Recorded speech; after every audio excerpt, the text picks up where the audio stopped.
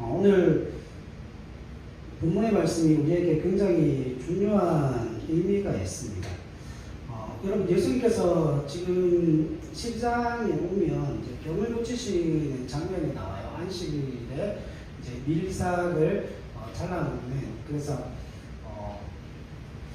안식일이 사람을 위하여 있는 것이지 사람이 안식일을 위하여 있는 것은 아니다라고 이야기를 하시고, 그리고 이제 한편 수많은 사람을 고치시고 난 이후에 바리새인들이 예수님을 어떻게 죽일까를 의논하는 그 과정 가운데 논쟁을 벌이는 장면이 나옵니다. 자, 여기에 보면 여러분, 예수님께서 사람들의 병을 고치고 난 이후에 그 15절 말씀 보세요. 예수께서 아시고 거기를 떠나가시니 많은 사람이 따르는지라 예수께서 그들의 뭐를 고쳐주셨다 그래요? 병을 다 고쳐주셨다라고 이야기를 하면서 16절이 가장 중요한 내용입니다. 그러니까 병 고침의 초점이 어디에 있는지를 가르쳐 주시는 거예요. 16절에 보면 자기를 어떻게 하라고 그러죠? 나타내지 말라고 이야기합니다. 여러분, 실제로 지금 한편 수많은 사람이 그 병 고침을 얻었다라고 하는 것, 불치병이 나았다는 거예요. 그러니까 우리가 성경에서 보는 혈류증 여인도 불치병이었고, 바디메오도 불치병 환자였고, 그다음에 오늘 본문에 나온 한편 손마른 자도 불치병을 앓는 사람이었어요. 그러면 그 불치병에 대해서 예수님께서 그 불치병을 낫게 하셨다라고 하는 것은 많은 사람들로부터 이목을 끌게 되어지게 되고, 예수님의 능력이 어떠한지를 많은 사람들에게 드러내고 나타내는 방편이 되어지겠죠. 그런데 그럼에도 불구하고 16절에 보면 자기를 어떻게 하라고 이야기하십니까? 나타내지 말라고 이야기하세요. 자, 성경에 나오는 예수님께서 어떤 기적을 행하시고 이적을 행하시고 자신이 메시아이심을 드러내시고 난 이후에 그 당사자들에게 자기를 드러내지 말라라고 하신 것은 굉장히 중요한 의미를 담고 있는데, 예수님께서 이 땅 가운데 오신 가장 중요한 이유와 내용과 목적이 뭐냐면, 여러분, 예수님의 해결사가 아니라는 거예요. 우리가 많이 오해하는 부분이 있어요. 여러분, 우리 삶 속에서 어떤 부딪히는 문제들에 대해서 하나님 이거 해결해 주십시오 그러면 해결되는 문제가 많습니까? 안 되는 문제가 많습니까? 이건 사람들마다 다 틀려요. 저는 어떨까요? 저한테는 해결되는 문제는 대부분이 해결이 안 되는 문제들이 대부분이었어요. 근데 담임 목회를 시작하고 난 다음에 담임 목사가 되고 난 이후에는 해결 안 되는 문제보다 해결되는 문제가 훨씬 많습니다. 그래서 기도하거든요. 왜냐하면 기댈 데가 없어요. 방법이 없어요. 부교육자 때는 따박따박 월급을 받잖아요. 그죠? 그러니까 그 주어진 월급 안에서 뭘 하면 돼요? 사용을 하면 돼요. 힘들더라도 쪼개서 쓰면 돼요. 근데 지금 뭐 작은 교회를 하고 다른 목회를 하는 과정 속에서 이게 뭐 한 달에 얼마가 들어올지, 동작이 거의 3년, 이제 내년 5월이면 3년인데 뭐 지금까지 하나님께서 한 번도 채워주시지 않은 적이 없었거든요. 그러니까 제 개인적으로는 그 담임 목회를 시작하고 난 이후에 지금 2년 반이 조금 넘은 시간 동안에 해결되어지는 문제가 해결되어지지 않는 문제보다 훨씬 더 많습니다. 비율로 따지면 9대 1이에요. 9개는 됩니다. 하나는 되어야 돼요? 안 됩니다. 한 가지 예를 들어드리면, 여러분, 제가 11월 한 달 놓고 이제 기도하면서 하나님 앞에 기도한 게 있어요. 하나님, 뭔가를 좀 해보려고 그러는데, 재정적으로 좀 필요한 부분이 있습니다. 그걸 전 하나님 앞에 대놓고 기도해요. 대놓고 기도하는데, 그것도 해결을 해주셔요. 제 개인적인 문제를 가지고 뭔가를 좀 하려고 하나님 앞에 기도하는 그 문제들조차도 하나님께서 해결을 해주시거든요. 근데 저는 말씀을 아는 사람이기 때문에, 비록 제가 하나님 앞에 구하는 9가지는, 10가지를 구하면 9가지는 하나님 해결해 주시고 한 가지가 될까 말까 그러고 있는 상황인데, 그럼에도 불구하고 저는 주님을 해결사로 생각하지 않습니다. 예를 들면 이런 거예요. 제가 아무리 열심히 기도해도 안 되는 게 있어요. 그죠? 되는 게 아무리 많아도 안 되는 게 있어요. 그래서 그게 안 돼도 섭섭하지가 않아요. 왠지 아십니까?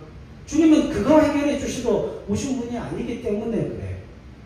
오늘 본문의 말씀이 그 이야기를 하고 있습니다. 여러분, 병고침은 예수님께서 병을 고쳐주시고 그 불치병을 해결해 주신 것은 그 불치병의 고침을 당한 사람에게 있어서는 가장 절실한 문제죠. 맞잖아요. 그렇죠?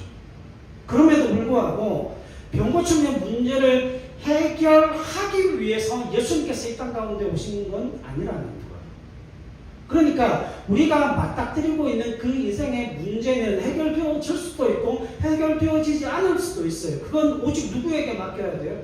주님께 맡겨야 돼요. 그러면 주님께서 왜 그 병고침의 문제를 해결해 주시는가? 이유는 분명해요. 그 병고침의 문제를 통하여서 주님께 이 땅 가운데 오신 메시아로서 그 주님이 어떤 사역들을 감당하시고 그 주님이 어떤 분이신가를 그 병고침을 통해서 뭐하기 위해서 가르쳐 주시기 위해서 그 병고침이라고 하는 방법을 사용하신다라고 하는 겁니다. 그러니까 어떤 우리가 절실한 문제를 놓고 기도할 때 대부분의 그 기도의 문제가 해결이 되어지는 경우들이 많아서 많은 사람들이 마치 주님을 해결사처럼 내가 처한 그 모든 환경 속에서 내가 가지고 있는 그 문제에 대한 해결책으로 하나님 앞에 나와서 기도하는 사람들이 많아요. 그래서 실망하는 경우들이 많죠. 왜냐하면 대부분의 경우들은 저하고는 전혀 정반대의 경우를 당하는 사람들이 많거든요. 10개를 기도하면 한두 개는 돼요. 근데 8개가 안 되는 경우들이 꽤 많기 때문에 그것 때문에 실망하고 낙심하는 경우들이 굉장히 많다는 거예요. 그런데 예수님께서 실제로 그 문제를 해결해 주시는 그 부분에 있어서 가장 중요한 건 그겁니다.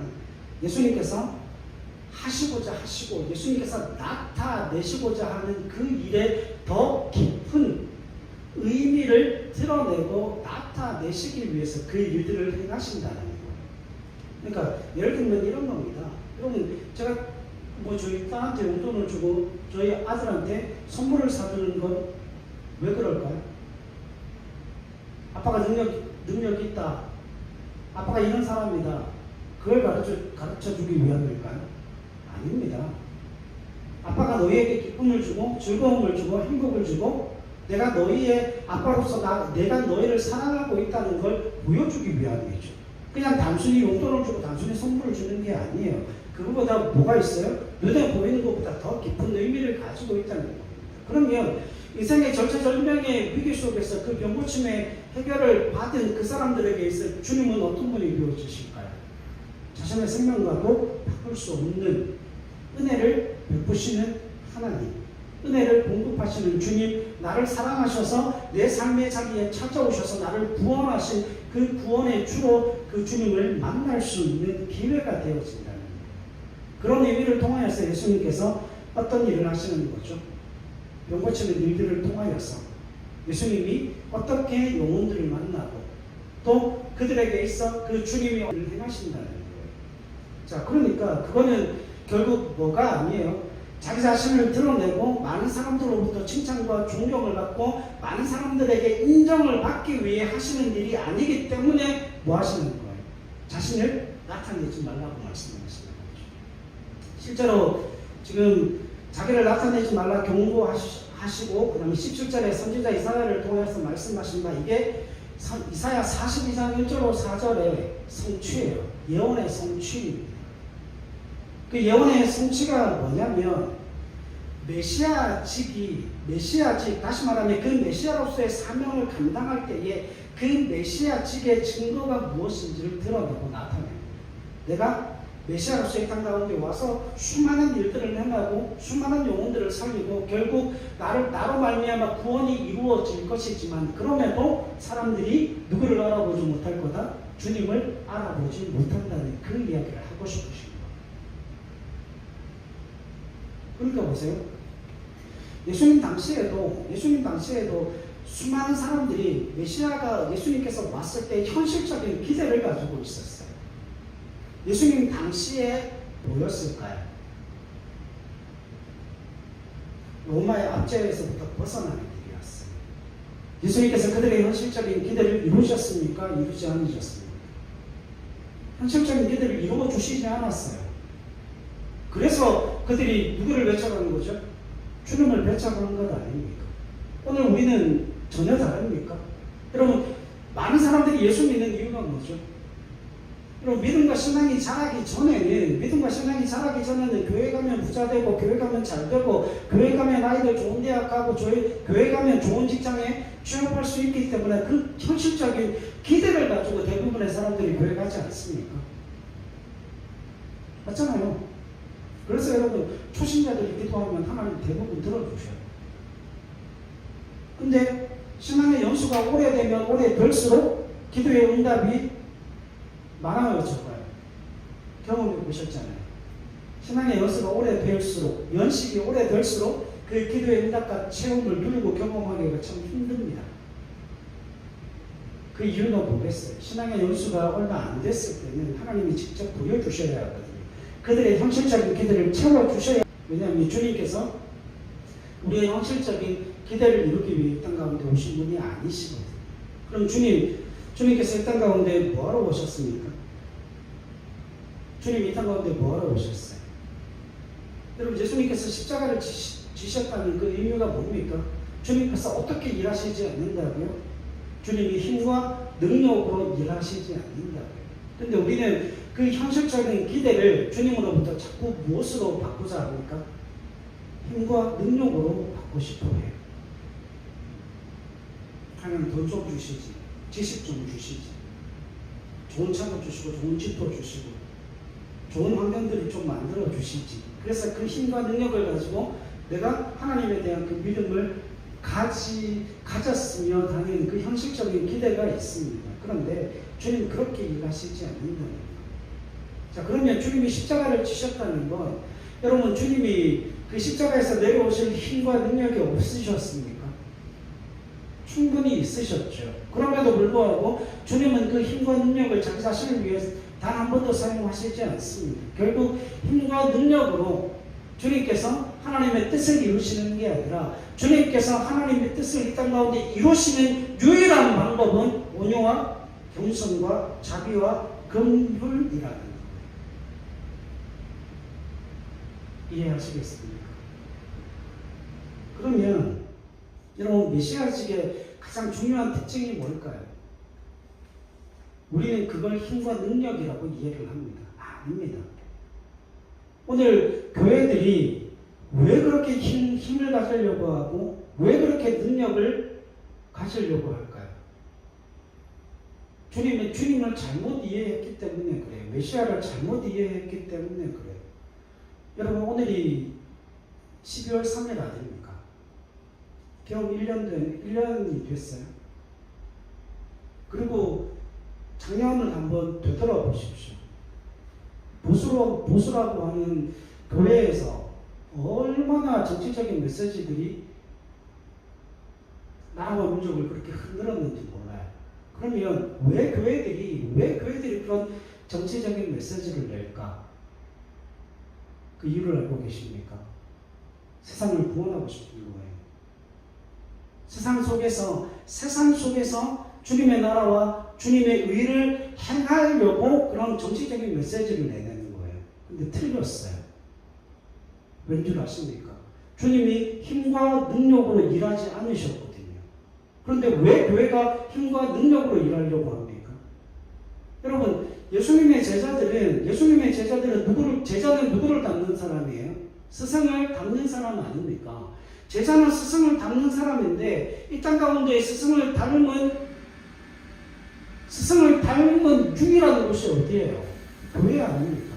그럼 교회는 세상 속에 믿음의 삶을 감당할 때, 하나님의 뜻을 이루어갈 때, 세상의 힘과 능력으로 그 세상과 맞서는 사람들이 아니라, 그 세상에서 십자가를 지고 우리 주님께서 믿음의 길을 가셨고 그 십자가의 길을 가셨던 것처럼 온유와 겸손과 자비와 긍휼함으로 자기 자신을 드러내지 않고 뭐하는 거예요? 자신을 그 십자가의 뒤로 가리우고 온유와 겸손과 자비와 긍휼로 뭐하는 거죠? 예수 믿는 하나님의 사람됨을 드러내고 나타내야 한다는 거예요. 여러분, 그래서 교회가 조심해야 되는 한 가지가 그거예요. 제가 늘 말씀을 드리지만 언제나 예수 믿는 하나님의 사람들이 힘을 가지기를 원해요. 능력을 가지기를 원해요. 여러분, 미국에 있는 윌로우 크릭이라고 하는 그 교회가 왜 부패하게 되었는가? 이런 목적이 이끄는 사람 아시잖아요. 목적이 이끄는 사실을 얼마나 데이터를 쳤습니까? 근데 그 교회에서 무슨 일을 했는가 하면 그 윌로우가 거기서 뭘 합니까? 그 사람이 교회에 관해서 어떤 이야기를 하는가를 듣고, 교회에 관해서 어떤 이야기를 하는가를 듣고 찍어라 말아를 결정한다는 거죠. 우리는 괜찮은 것 같아요. 괜찮은 것 같은데 여러분, 교회는 그런 짓 하면 안 돼요. 왜 줄 아십니까? 그 대선주자들이 그 윌로우 크릭이라고 하는 교회를 왜 올까요? 왜 올까요? 성도들이 많아서, 사람들이 많아서. 그 사람들이 주는 그 한 표가 자신의 당락을 결정하기 때문에 와요. 근데 그 교회는 그 정치인들을 왜 초대할까요? 자신들이 그 정치인들의 당락을 결정할 수 있는 힘을 가졌다는 걸 알기 때문에 그래요. 여러분, 우리 같은 교회에 초청을 하면 올까요? 안 올까요? 안 옵니다. 오라고 싹싹 빌어도 안 옵니다. 여러분, 교회가 뭐 하자는 거예요? 자신의 힘을, 자신의 권력을, 자신의 능력을 자랑하겠다는 것 아닙니까? 아무 일도 하지 말라는 게 아니에요. 세상 속에서 열심히 주와 복음을 위해 헌신하고 수고하고 그 모든 사회사업들을 감당하고 우리가 살아가는 그 세상 속에서 우리가 하나님의 자녀됨을 드러내고 나타내라는 거예요. 그런데 그것을 힘으로, 능력으로 하면 안 된다는 거죠.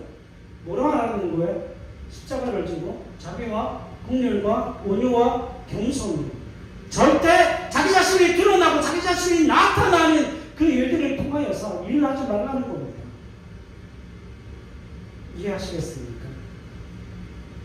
여러분, 저도 정치적인 성향이 있죠. 근데 TV를 보면서 참 마음 아픈 게 그거예요. 내가 목사인데 막 집회하는 거 보면 너무 부끄러워. 너무 부끄러워. 도대체 예수 믿는 사람들은 왜 저럴까? 도대체 예수 믿는 사람들은 왜 저럴까? 거기서 그거 하지 말고 그 집회에 참여하는 사람들한테 어묵 국물 퍼주고 음식 나가주고 그런 건 하지. 그게 오히려 더 도움이 될 텐데. 결국은 여러분, 예수님에 대한 이해가 잘못되었기 때문에 그래요. 여러분, 예수님이 로마 강국과 싸우고 예수님이 대제사장, 서기관들, 바리새인들, 그 종교 지도자들과 논쟁은 하셨지만 예수님이 세상과 싸우지 않으셨어요. 세상을 그렇게 변화시키지 않으셨어요. 왜? 주님은 이미 알고 계셨거든요. 세상은 그렇게 변화되지 않습니다. 세상은 그렇게 변하지 않습니다. 세상은 그렇게 고쳐지지 않습니다. 여러분, 한 가지 질문 드릴게요. 예수님이 이 땅 가운데 해방자로 오셨다면 교회는 어떤 모습을 띄어야 될까요?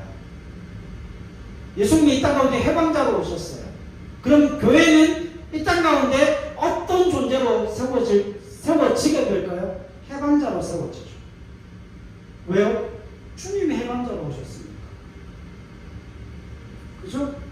그러면 주님이 이 땅을 구원하기 위한 구원자요 메시아로 이 땅 가운데 오셨다면 교회는 이 땅 가운데 무엇으로 세워져야 될까요? 저들 구원의 길로 인도하는 그 믿음의 길로 교회가 세워져야 되겠죠.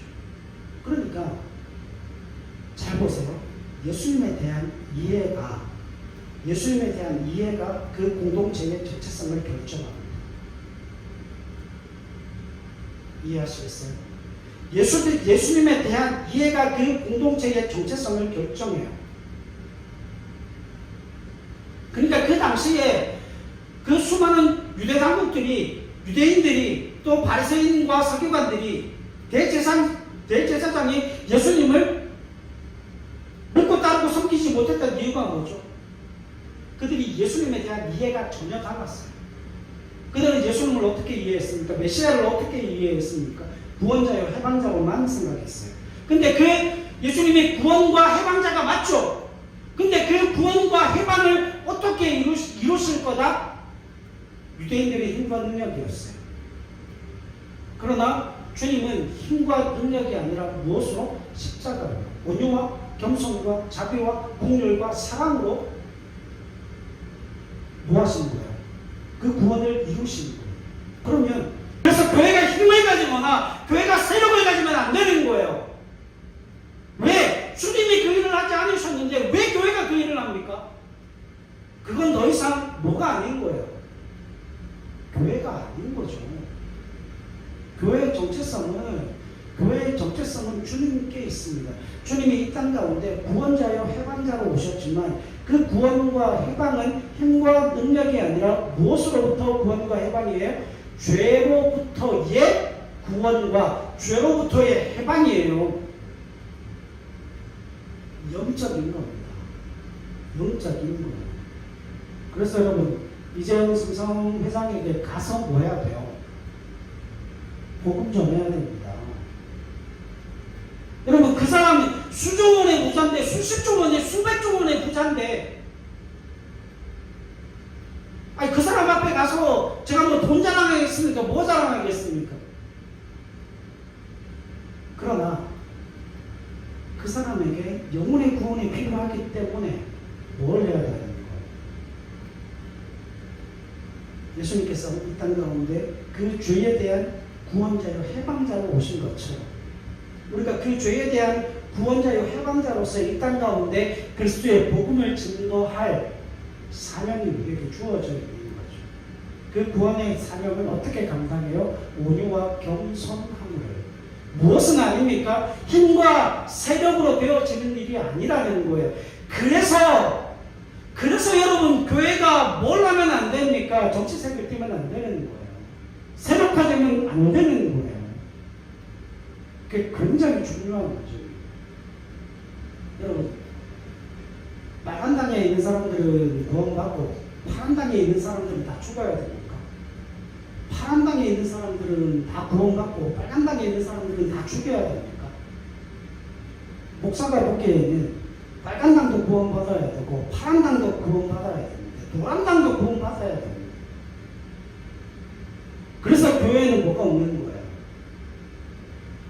그래서 교회에는 뭐가 없는 거예요? 목사 개인으로의 정치색은 있지만 그 교회 안에 정치색은 단 하나밖에는 없어요. 하나님 나라의 정치밖에는 없어요.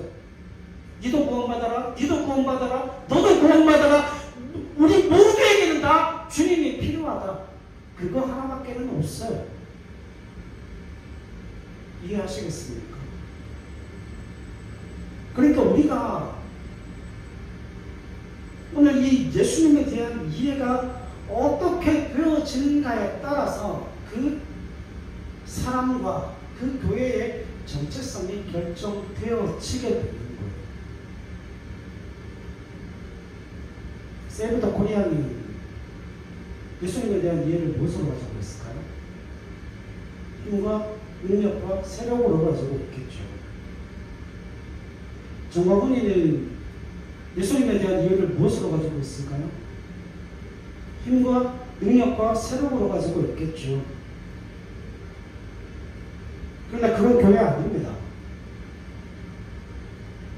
여러분 오늘 주님께서 이 땅 가운데 오셔서 얼마든지 많은 사람들로부터 인정을 받고 많은 사람들을 세력화하실 수 있음에도 불구하고 자기 자신을 숨기고 자기 자신을 드러내지 않으셨던 가장 중요한 이유는 자신이 이 땅 가운데 오신 가장 중요한 이유는 온유와 겸손함으로 십자가를 지시고 그 하나님의 뜻을 이루기 위해 이 땅 가운데 오셨지 자신이 명성을 얻거나 많은 사람들로부터 존경을 받기 위해 이 땅 가운데 오신 게 아니라는 거예요.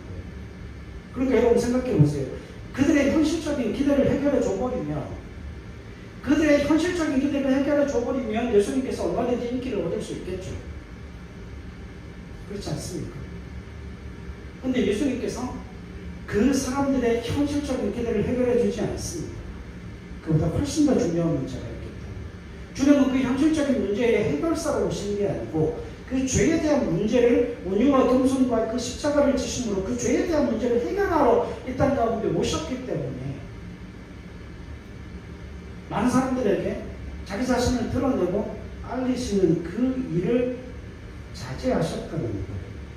실제로 이사야 53장에도 주님이 이 땅 가운데 오셨지만 많은 사람들이 그 메시아에 대해서 어떻게 생각했어요? 초라하고 볼품없게 여겼죠. 아, 저런 게 메시아인가? 아니, 어떻게 저런 게 메시아야? 그럴 리가 없어. 얼마나 볼품이 없었으면 사람들이 그 메시아를 보고 그렇게 여겼을까요? 그러니까 다른 누군가에게 주님께서 보여지는 그 모습에 대해서 주님은 전혀 신경 쓰지 않으셨어요. 주님의 유일한 관심사는 영혼의 구원이었습니다. 한 가지만 말씀드리고 마치려고요. 여러분 마태복음 5장 13절로 16절 말씀 한번 보시죠. 마태복음 5장 13절로 16절 우리가 잘 아는 말씀. 시작. 너희는 세상의 소금이니 소금이 만일 그 맛을 잃으면 무엇으로 짜게 하리요? 후에는 아무 쓸데없어 다만 밖에 버려져 사람에게 밟힐 뿐이니라. 너희는 세상의 빛이라 산 위에 있는 동네가 숨겨지지 못할 것이요 사람이 등불을 켜서 날 아래에 두지 아니하고 등경 위에 두나니 이러므로 집안 모든 사람에게 비치느니라. 이같이 너희 빛이 사람 앞에 비치게 하여 그들로 너희 착한 행실을 보고 하늘에 계신 너희 아버지께 영광을 돌리게 하라. 아멘. 여기 뭐가 나와요? 소금과 빛입니다. 자, 한 가지 질문하십시오. 소금과 빛은 무기로 쓸 수 있습니까? 소금과 빛을 무기로 쓸 수 있어요? 무기로 쓰는 경우는 종종 보죠. 재수 없을 때 뭘 뿌려요? 소금을 뿌리잖아요. 그러면 그 소금 맞은 사람은 막 털면서 어이 가죠. 재수 못 붙었다 그러면서.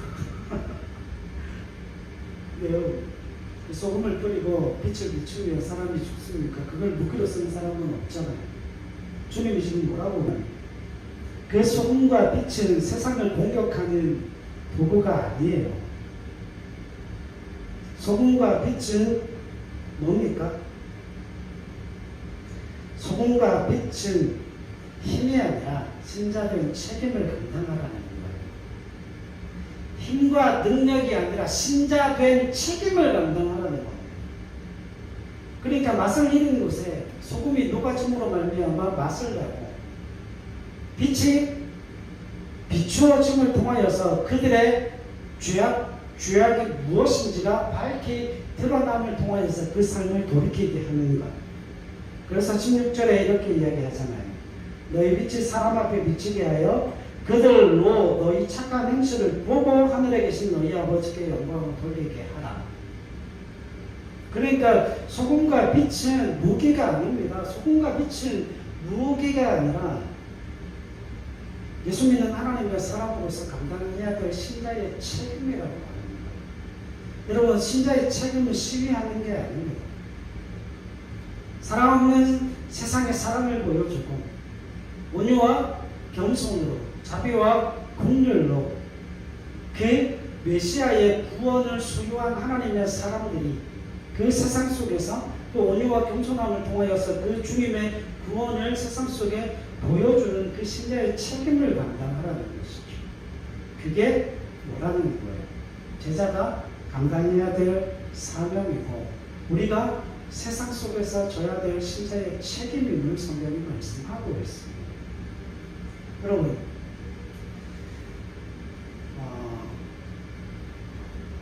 이렇게 기도하셔도 됩니다. 제가 하나님한테 대놓고 돈 달라고 기도하거든요. 그렇게 기도해도 돼요. 나 얼마가 필요한데 이거 주십시오. 근데 하나님 나 이것도 합니다. 근데 돈 달라는 기도보다 다른 기도를 훨씬 더 많이 해요. 훨씬 더 열심히 해요. 근데 제가 그걸 아니까. 그리고 제가 하나님 앞에 그 기도하는 마음을 하나님이 알고 계시니까. 그래서 하나님의 몸된 교회를 통하여서 그런 온유와 겸손함으로 자비와 긍휼이 흘러가게 해서 그렇게 세상을 고쳐 쓰는 하나님의 교회가 되겠습니다. 그렇게 고침받는 성도들을 세워갈 수 있는 하나님의 교회로 세워져 가겠습니다. 하나님 은혜 베풀어 주시옵소서. 그래서 성도들을 먹여야 하고 성도들이 마시게 해야 하고 성도들의 필요를 채워주는 하나님의 교회로서의 재정이 필요하기 때문에 하나님 그거 허락해 주십시오. 열심히 기도합니다.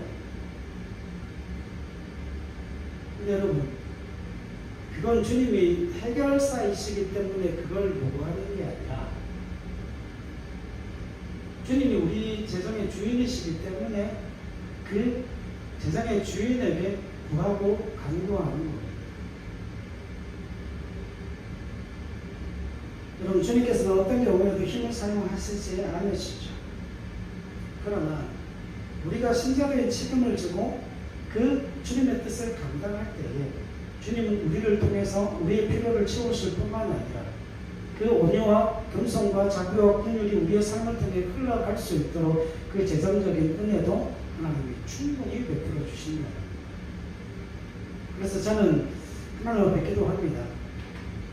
하나님, 제가 주님을 해결사로 여기는 게 아니라 제가 신자로서의 목사로서의 그 신앙의 책임을 잘 감당하는 하나님의 사람 되게 하셔서 그 성령의 사역에 편승하고 그 성령의 파도를 타고 가는 하나님의 사람 되게 하심을 통하여서 나를 통하여 그렇게 자비와 긍휼이 흘러가게 하여 주시옵소서. 여러분, 하나님의 뜻이 그렇게 우리의 삶 속에 이루어질 줄로 믿습니다. 그래서 때로는 기적도 일어나고 때로는 도움의 손길도 받게 되고 때로는 은혜의 역사들이 삶의 자리에 기적으로 드러나고 나타나지만 그걸로 만족하시면 안 됩니다. 그럼 하나님이 기적을 빵 베풀어 주셨는데 그 기적을 보고 신앙생활 하시면 큰일 나요. 왜냐하면 그 기적이 다음에 또 일어나지 않으면 대책이 없거든요. 그건 뭐예요? 하나님이 더 깊은 곳으로 가라는 하나님의 신호로 받으셔야 돼요. 그래서 그 기적을 통하여서 하나님이 하나님의 뜻을 우리에게 가르쳐 주실 뿐만 아니라 더 깊은 하나님의 은혜로 말미암아 정말 불가능을 가능케 하시고 없는 것을 있는 것으로 풀어내시는 하나님이라고 하는 그 사실을 통하여서 하나님에 대한 온전한 믿음과 신앙을 가지게 되어지는 것이죠. 마지막으로 말씀드립니다. 여러분 한번 생각해 보십시오. 아브라함은 어떻게 그런 믿음의 고백을 할 수 있었을까요? 불가능을 가능케 만드시고 없는 것을 있는 것으로 불러내신다라고 하는 그 믿음의 고백이 어떻게 나왔을까요? 하나님께서 아브라함에게 뭘 보여주셨습니까? 이삭이라고 하는 기적을 보여주셨어요. 아이를 낳을 수 없는 상황이었죠. 그러나 그 이삭을 통하여서 아브라함은 하나님이 어떤 분이신지를 알게 된 겁니다. 그 이삭만 기뻐하고 즐거워했던 게 아니라 그 이삭을 통하여서 하나님이 없는 것을 있는 것으로 불가능을 가능케 만드시는 그 전능하신 하나님이시라는 그 사실을 그가 알게 되어지고 그 전능하신 하나님 앞에 그는 수시로 제단을 쌓고 예배하고 기도하고 하나님과 대화하며 그의 인생을 살았던 사람이었다라고 하는 거죠. 여러분, 하나님이 하십니다. 오늘 우리의 삶의 자리에서 우리 주님이 이루셨던 것처럼 온유와 겸손함으로 자비와 긍휼로 우리가 주님의 제자가 되어 세상 속에 그리스도 예수를 온전히 증거하고 그 예수의 삶을 담대히 살아내는 저와 여러분들이 되실 수 있기를 주님의 이름으로 간절히 부탁드립니다.